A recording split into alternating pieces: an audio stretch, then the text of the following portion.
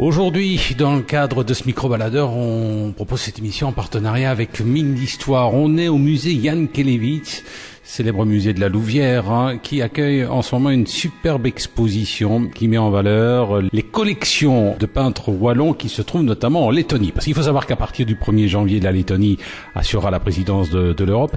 Alors, Valérie Formery, vous êtes conservatrice de ce musée.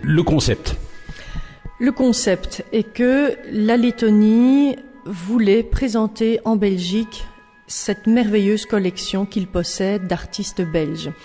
Les responsables du musée national de Lettonie ont pris différents contacts en Belgique avec différents musées, dont celui de Liège, le BAM, et ici au musée à la Louvière.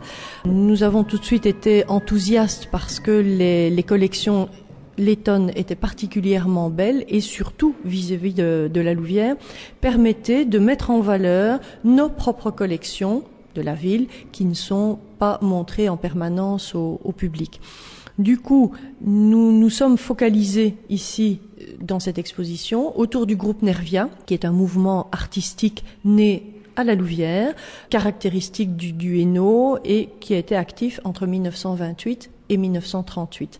Donc pendant 10 ans, ce groupe a positionné l'art wallon face à l'expressionnisme flamand qui était à l'époque considéré comme l'art belge le plus représentatif. Nous sommes avec Valérie Formery, conservatrice du musée Jan Kelevich, où se déroule jusqu'au mois de février une superbe exposition intitulée Lettonie Belgique, chronique d'une collection sur fond d'activité du groupe Nervia. Je voudrais bien qu'on parle un peu de ce groupe Nervia. C'était pas des branques, hein.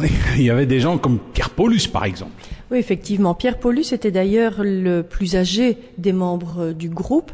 Il était au sommet de sa gloire à cette époque-là. On peut dire que Paulus est resté un peu en dehors de ce groupe Nervia. Lui était déjà dans la veine du paysage industriel, du réalisme, et lui a continué sa voie. Par contre, il aimait beaucoup l'ambiance qui régnait dans ce mouvement artistique, puisque les peintres avaient pour habitude de se recevoir l'un chez l'autre, de se voir très souvent, et donc il y a eu une émulation qui explique cette grande activité, puisqu'en 10 ans, il y a eu pas moins de 20 expositions, donc ça fait à peu près 2 expositions par an, activité quand même assez importante. Nous sommes avec Valérie Formery, avec elle on poursuit la visite si vous voulez bien. On découvre une exposition consacrée notamment à la Lettonie et à la Belgique, une chronique d'une collection sur fond d'activité du groupe Nervia. Alors c'est l'occasion aussi de découvrir des œuvres que la ville de la Louvière possède. Alors elle possède notamment une œuvre de Anto Carte qui était à la fois peintre mais dont on a fait aussi l'autoportrait, je crois, et ça se trouve à même le sol. Oui, alors plusieurs choses là dans cette question. Anto Carte, qui était montois et qui est à l'origine de ce groupe Nervia, puisque c'est avec son ami Buisseret qu'il décide de créer ce groupe pour positionner justement l'art wallon par rapport à l'expressionnisme flamand et qui entend défendre la jeune création en Hainaut. Donc il a pour but de créer ce mouvement. Il se fait aider par Léon Ekman, qui est alors un jeune courtier en assurance, mécène, ami de ces artistes et qui l'aide à mettre sur pied ce groupement. D'autres plus jeunes viennent se joindre à ce groupe qui deviendra fort actif. Alors, l'œuvre que nous avons ici sous les yeux, le Mousse, appartient effectivement à la ville de la Louvière, qui possède une très belle collection d'œuvres de ce groupe Nervia. Et collection avec laquelle j'ai pris quelques libertés, il est vrai, puisque les œuvres appartenant à la Louvière sont simplement déposées au sol sur des mousses. Alors pourquoi cette présentation un peu hors des sentiers battus? Et dessous pour acheter des crochets? Non, quand même pas, parce que les œuvres sont fixées avec de bons crochets, mais je souhaitais une présentation dynamique de cette exposition. Et puis j'ai pris évidemment les œuvres de la ville, parce que là je ne me serais pas permise de présenter de la sorte des œuvres qui ne nous appartenaient pas, et elles sont simplement posées sur des mousses comme pour montrer que finalement elles ne viennent pas de loin. Elles sont sorties des collections, des réserves qui se trouvent au musée, elles sont remontées et y côtoient dans les salles d'autres œuvres qui ont fait, elles, un plus grand voyage. Donc, simplement poser sur les mousses, comme quand on déballe des œuvres provenant des réserves, où il y a une certaine proximité, et puis ça permet aussi aux visiteurs de tout de suite reconnaître l'origine des tableaux. On poursuit la visite. Nous sommes avec Valérie Formery, qui est conservatrice du musée Jankélévitch, qui accueille une superbe exposition qui allie à la fois l'art letton et les œuvres du groupe Nervia. Alors justement, on a parlé de Nervia, on a parlé des gens du cru, mais alors, que proposent les Lettoniens? Ou les Lettons, c'est les Lettons. Les Lettons, oui. Différentes choses. Donc, autour de thèmes chers à Nervia, la nature morte, le portrait, les paysages, les artistes lettons donnent leur propre interprétation.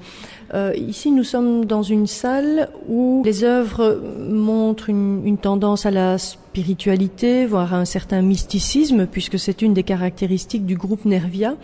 Et l'artiste lettonne que nous avons sous les yeux, Kristina Kursiša, présente une installation tout à fait contemporaine, puisque si on doit la décrire, c'est un guéridon tel qu'on peut en trouver sur les brocantes, un petit napperon, une lampe un peu désuète, et surtout deux types de photographies. Une photographie tout à fait classique, comme on peut en voir encadrée, qui est le portrait de l'épouse de l'artiste et de son époux. Et puis un cadre un petit peu particulier, puisque c'est un cadre animé dans lequel on peut voir des photos qui, à certains moments, bougent.